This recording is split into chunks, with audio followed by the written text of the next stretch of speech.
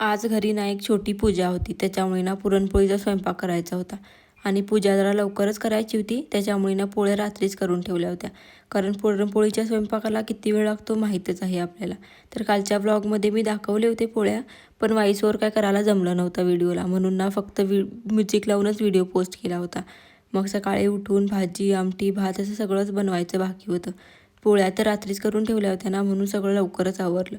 आमटी भात मम्मीनी करून घेतलं आणि मी भाजी सांडगे असं छोटं मोठं. मग पप्पांनी नैवेद्य वगैरे केला.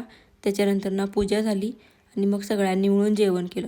आता घरी छोटी जरी पूजा असली तरी ना पसारा तर होणारा होतोच. पहिला तर मग जेवण करून ना एक झोप घेतली. त्याच्यानंतर मग हा पसारा आवरायला घेतला. उरलेलं सरलेलं सगळं छोट्या भांड्यामध्ये काढून घेतलं आणि सगळी भांडी घासायला घेतली. त्याच्यानंतर ना आजींना चहासुद्धा द्यायचा होता. मग त्यांना चहा दिला आणि आज परत शेताकडं फेरफटका मारून आले.